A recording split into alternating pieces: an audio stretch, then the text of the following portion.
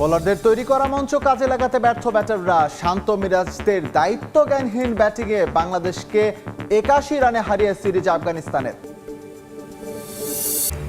BPL নিয়ে IgM এর সঙ্গে আনুষ্ঠানিক চুক্তি করতে ব্যর্থ বোর্ড, দায়িত্ব নিজেদের কাছেই রাখতে যাচ্ছে গভর্নিং কাউন্সিল। নতুন আসরে কমতে পারে দল। এনসিএল ফাইনালে শিরোপার লড়াই রংপুরের প্রতিপক্ষ খুলনা। প্রথমবারের মতো ট্রফির স্বাদ নিতে চান মিঠুন, চ্যাম্পিয়নশিপ ধরে রাখতে মরিয়া আকবর। জামাল শমীদের প্রথম অনুশীলন হংকং চায়নার মাঠে। গোলকিপার মিতুল মার্মার বিকল্প ম্যানেজমেন্টের মাথাতে। চাপে ভেঙে পড়ায় স্টপেজ টাইমে হচ্ছে গোল, বললেন আমিনুল। হামজাই হতে পারে সমাধান এড়াতে এই ভুল। আবারও দায়িত্বহীনতার প্রমাণ দিলেন টাইগার ব্যাটাররা। আফগানদের দেয়া ১৯১ রানের টার্গেটে মাত্র ১০৯ রানে গুটিয়ে গেল বাংলাদেশ। ৮১ রানের হারে সিরিজ খোয়ালো মেহেদী হাসান মিরাজ বাহিনী। আবুধাবির শেখ জায়েদ স্টেডিয়ামের সর্বনিম্ন টার্গেটটা ছুড়ে দেয় আফগানরা। তবে শুরু থেকেই যাচ্ছে তাই ব্যাটিং করে বাংলাদেশের টপ অর্ডাররা। স্কোরবোর্ডে রান তোলার আগে ফিরে যান তানজিদ তামিম। সাইফ শান্ত ভালো শুরু করলেও রান আউট হয়ে ফিরতে হয় শান্তকে। সাইফ বড় ইনিংস খেলার সম্ভাবনা জাগালেও নামের পাশে ২২ রান যোগ করতে পারেন ডানহাতি ব্যাটার। তাহিদ হৃদয় থামেন ২৪ রানে। জাকের সোহান বড় পার্টনারশিপ করার স্বপ্ন দেখালেও বেশি দূর যেতে পারেননি। বাকিরা ২ অঙ্কের সংখ্যা স্পর্শ করার আগেই ফেরেন প্যাভিলিয়নে। এর আগে টস জিতে ফিল্ডিংয়ে নেমে দুর্দান্ত বোলিংয়ে আফগান ব্যাটারদের চাপে রাখে সাকিব মুস্তাফিজরা। একমাত্র ইব্রাহিম জাদরানকে ৯৫ রানে ১৯০ রান করতে পারে স্বাগতিকরা। টাইগারদের হয়ে সর্বোচ্চ ৩ উইকেট নেন অধিনায়ক মেহেদী হাসান মিরাজ, আর ২টি করে উইকেট নেন সাকিব ও রিশাদ।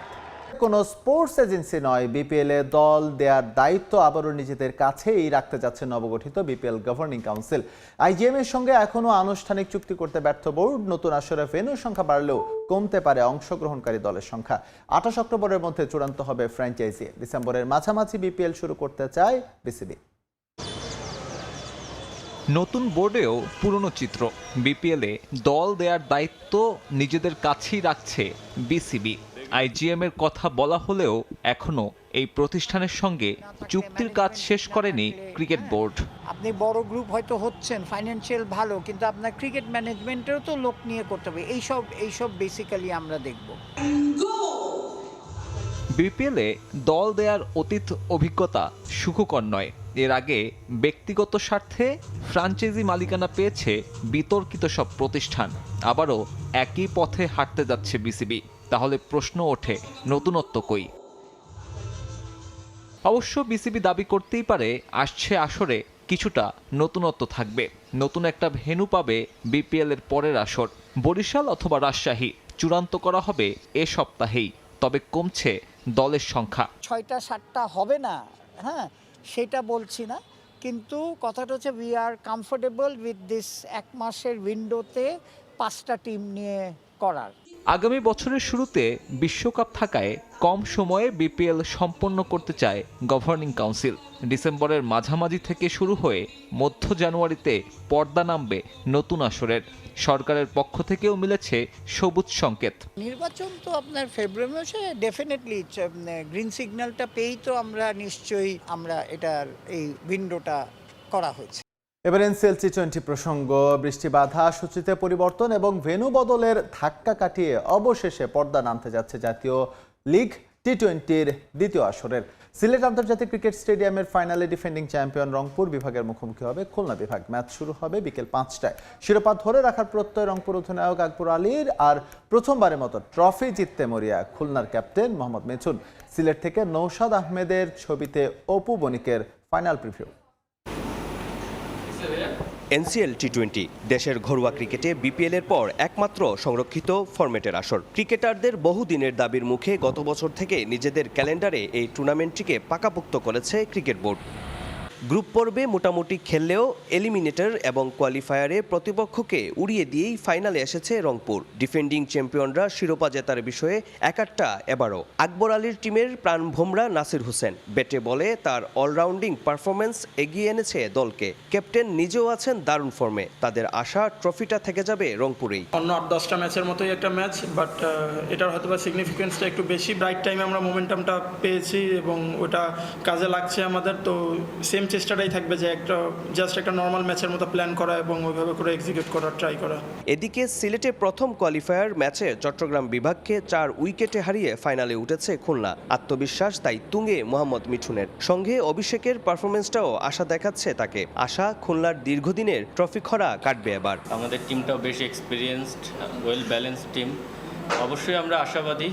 অনেক লম্বা সময় খুলনায় ট্রফি যায়নি, তো আমাদের টুর্নামেন্টের প্রথম থেকে একটা সকল প্লেয়ারের মধ্যে একটা প্রতিজ্ঞাবদ্ধ ছিলাম আমরা যে এই ট্রফিটা আমরা নিতে চাই।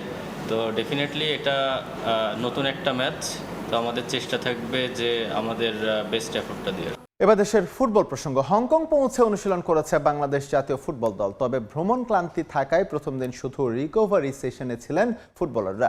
ঘরের মাঠে করা ভুলের আর পুনরাবৃত্তি তারা করতে চান না ডু অর ডাই ম্যাচে। জয় তুলে টিকে থাকতে চান এশিয়ান কাপ নিশ্চিত করার রেসে, এমনটা বলেছেন ডিফেন্ডার তপু বর্মন। ঘরের মাঠে হংকং চায়নার বিপক্ষে এমন একটা হারের পর হয়তো অনেকেই বাংলাদেশের পক্ষে বাজি ধরার আর সাহস রাখবেন না। তবে সমর্থকদের হারিয়ে যাওয়া আত্মবিশ্বাস ফেরানোর প্রতিজ্ঞা নিয়ে হংকং সিটিতে বাংলাদেশ। এশিয়ান কাপ খেলার সম্ভাবনা প্রায় নষ্ট হয়ে গেলেও যতটুকু বেঁচে আছে সেখান থেকে ঘুরে দাঁড়িয়ে ইতিহাস রচনার প্রত্যয়।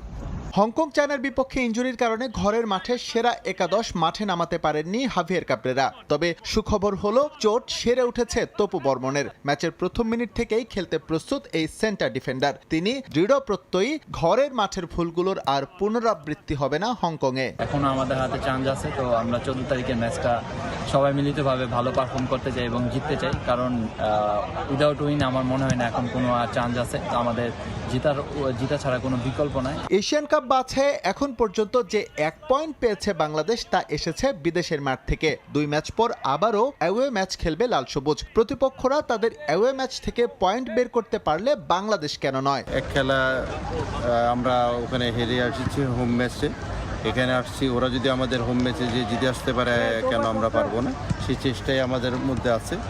এদিকে বাংলাদেশ দলের অধিনায়কত্ব হামজা চৌধুরীকে দেওয়া উচিত বলে মনে করেন সাবেক অধিনায়ক আমিনুল হক। তার মতে এই সিদ্ধান্ত নিলে উজ্জীবিত হবে দল এবং তার ইতিবাচক প্রভাব পড়বে ফুটবলারদের মাঝে।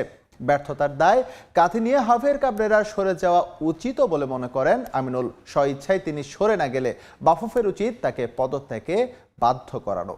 যদি হামজা চৌধুরীকে ভবিষ্যতে ক্যাপ্টেন্সি প্রদান করি তাহলে আমাদের বাংলাদেশ দল আরও অনেক বেশি উজ্জীবিত হবে এবং বাংলাদেশের দর্শকরা উজ্জীবিত হবে। এবং আমার কাছে মনে হয় যে আমাদের যারা বর্তমানে এখন ক্যাপ্টেন্সি করছেন তাদের হয়তোবা এক এক সময় এক একজনকে দায়িত্ব দেওয়া হচ্ছে, যেটা নিয়ে হয়তোবা নিজেদের খেলোয়াড়দের ভিতরে একটা কনফিউশন বা একটা দ্বিধাদ্বন্দ্ব তৈরি হতে পারে। এটা খুব স্বাভাবিক একটি বিষয়। বাট হামজা চৌধুরীর বিষয়ে আমার কাছে মনে হয় না যে এখানে কোনো প্রশ্ন থাকবে। এক ম্যাচ হাতে রেখেই দ্বিতীয় ওয়ানডেতে 81 রানে বাংলাদেশকে হারিয়ে সিরিজ জিতল আফগানিস্তান।